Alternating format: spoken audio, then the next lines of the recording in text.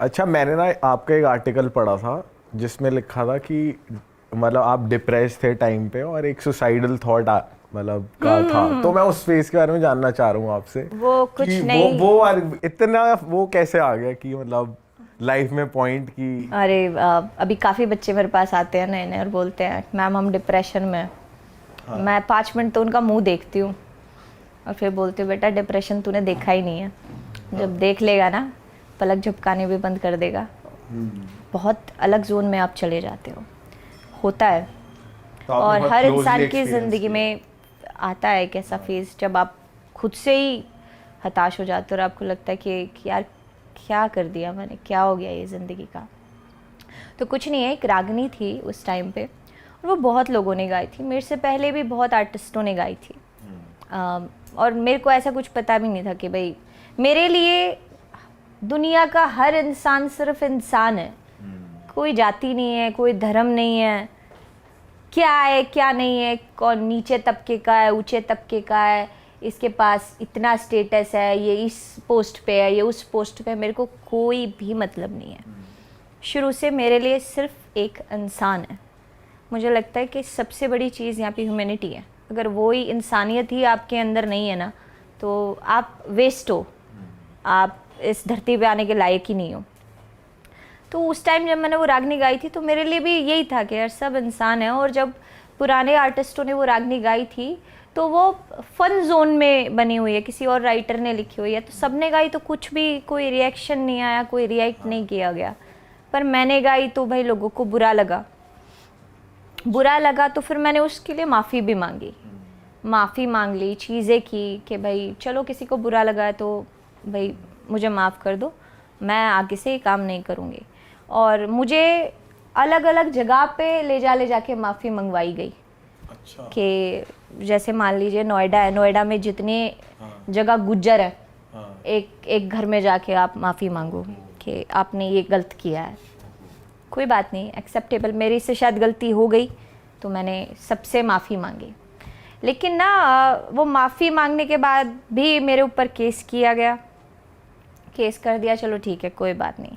फिर दिन रात फ़ोन आते लोगों के। जब फेस ख़राब होता है ना तो हर इंसान सिर्फ आपको डराता है।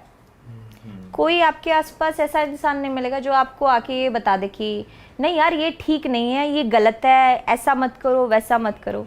तो रात रात को 2-2 3-3 बजे मेरी माँ के पास फ़ोन आते थे कि आ रही है पुलिस, तेरी बेटी को उठा ले जाएगी, निकल लिए है पुलिस वाले, निकल लिए हैं।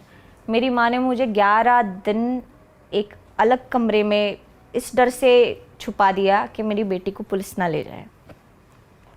मैं ना उस जिस घर में मैं रुकी, जिस कमरे में मैं थी, ना तो उनका टीवी चल रहा था, फ़ोन मुझे दिया ही नहीं गया कि भाई के ट्रैक व्रैक हो जाएगा। किसी ने मेरी मम्मी को, मेरी मम्मी को भी इतनी नॉलेज थी नहीं, मैंने कभी उन चीज़ों को कभी मैंने देखा ही नहीं, फेस ही नहीं किया, तो मेरे लिए भी सारी चीज़ नहीं थी। वो 11 दिन मैंने कैसे निकाले, मतलब रूह कांपती है मेरी आज भी कि ऐसा दिन कभी दोबारा देखने को ना मिले मैं। ठीक है, फिर एक 11 दिन बाद ये सारी चीज़ होने के बाद एक आर्टिकल लीक हुआ था। आज तक वो साइबर सेल ने ये नहीं बताया किसने किया था, पर एक आर्टिकल लीक हुआ था जिसमें मेरे कैरेक्टर के बारे में किसी ने बड़ी गंदी गंदी बातें लिखी थी। और कि भाई मैंने ये किया है, मैं ऐसे ऐसे करूँगी, मैं लोगों की पोल खोल दूँगी, पता नहीं मुझे आज अच्छा। शब्द भी याद नहीं याद है। तो उसके वो देख के मेरा बड़ा दिल टूट गया था।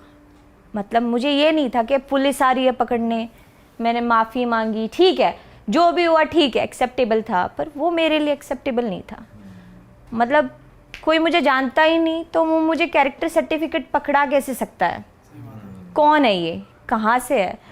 और जो पब्लिक मुझे इतना प्यार कर रही थी उस टाइम पे, जो पब्लिक मैडम हम मर जाएंगे, मैडम हम ये कर देंगे, मैडम हम वो कर देंगे, उस आर्टिकल के नीचे वो मेरा फर्स्ट और लास्ट था जब मैंने कमेंट पढ़े। मैं आज तक कमेंट्स नहीं पढ़ती, मैंने स्क्रॉल करके कमेंट्स पढ़ना जब शुरू किया तो ऐसी गंदी गंदी बातें, ऐसी गंदी गंदी बातें, शायद मैं कैमरा पे बोल भी ना पाऊँ, ऐसी गंदी गंदी बातें नीचे लिखी हुई थी।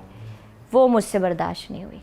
वो मुझे लगा कि यार जब लोगों ने तेरे को इस नज़रिए से देखना शुरू ही कर दिया तू नहीं जी सकती, तेरा कोई मतलब नहीं है।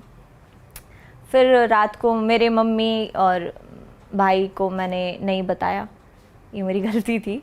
फिर मैंने कुछ पॉइज़न ले ली थी। पॉइज़न लेने के बाद फिर मेरी शायद 7 या 8 दिन बाद आँख खुली थी। मेरे गले में एक ट्यूब थी, नलकी थी, और मुझसे बोला भी नहीं जा रहा था। बस ये फेज़ था। लेकिन जब मैं उसके अंदर से निकली हूँ, वो मैं अपनी माँ को देख के निकली हूँ, मेरी फैमिली को देख के, मेरी बहन को देख के, मेरे भाई को देख के। मुझे उस टाइम ये एहसास हुआ कि तू नहीं है तो इनको खा जाएंगे लोग, ये भी नहीं है। और जब मुझे उस टाइम तक, मैं आज भी अपने घर की एक रीढ़ हूँ, रीढ़ की हड्डी जिसे बोलते हैं। मैं नहीं हूँ तो मुझे ये पता है कि जितनी भी मेरी फैमिली में लोग हैं सबको खा जाएंगे लोग। तो वो इसीलिए मैं बाहर निकली, चीज़ें देखी मैंने। मैं रात को ऐसे लेटी रहती थी, ऐसे करती रहती थी, ऐसे करती रहती थी, पाँव हिलते रहते थे, पंखा देखती रहती थी, आंसू जाते रहते थे, जाते रहते थे। मुझे ये भी नहीं पता लगता था कि 3 घंटे हो गए, पलक भी नहीं झपकाई तूने। तो जब नए नए बच्चे आते, मैं इसीलिए बोलते हैं ना, हर चीज़ मेरे लिए ईजी हो गई कि जब कोई भी आके मुझे ये बोलता है ना, मैडम मैं डिप्रेशन में हूँ, एक बार तो मेरी हंसी छूट जाती है कि अच्छा